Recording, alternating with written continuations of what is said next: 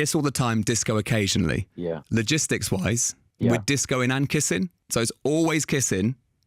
You're never breaking the kissing. I think it's like, I think you could say like, oh, you know, drink water all the time, but you're gonna have to pee occasionally. You know, you don't necessarily keep drinking. Right. You can have a break from kissing Mm. if you want, or you could also drink water while you're peeing. I think it's like kind of optional, but I think the idea is you take a break from kissing to Right. disco.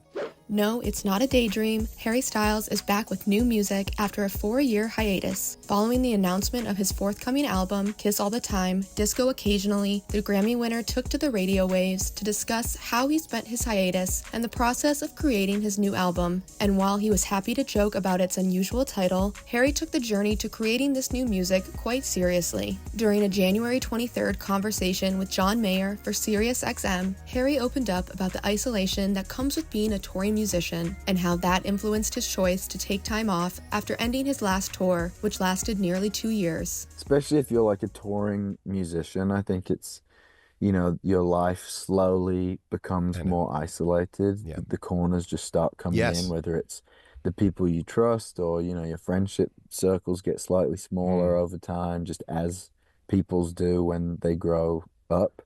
And I think for me, the last kind of couple years, but year in particular, was just about like opening back up and going, when you do that and you close yourself off to some negative things, you have to accept that you're also closing off to a lot of positive things.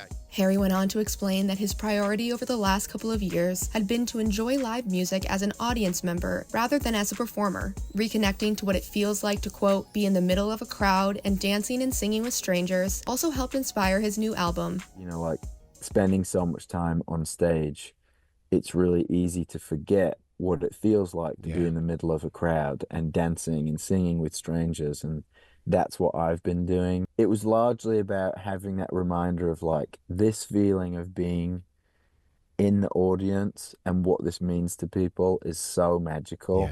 And that's what I wanted. That's the music that I wanted to make. I wanted it to feel like it was made from the dance floor. In a new interview with BBC Radio 1, the 31-year-old singer also offered insight into some of the more infamous side quests he experienced during hiatus. One Harry sighting in particular was finally given some much-needed context. I've got a list of things that you did in your gap year. You watched the new Pope being announced at St. Peter's Basilica in Rome. Yeah. Nice experience? Lovely time? Yeah, it happened, I was getting a haircut in Rome. And long way to go for it. And then I just heard all these people start shouting, "Habemus Papam, Habemus Papam," and people just running down the street. So the guy cutting my hair stopped cutting my hair, and he was like, "Hey, Habemus Papam, there's a new pope, there's a new pope." So then he finished up, and then I was like, "Oh, I'm like 5 minutes walk from nice hit from history." Yeah. So I walked over there. It was wow. Kiss All the Time, Disco Occasionally is Harry's first full-length album since Harry's House, which won Album of the Year at the 2022 Grammys. On January 23rd, Aperture became the first single released from the One Direction alum's new body of work. When asked about the decision-making process for choosing the lead single, Harry revealed that Aperture was the, quote, obvious choice. It's track 1 on the album.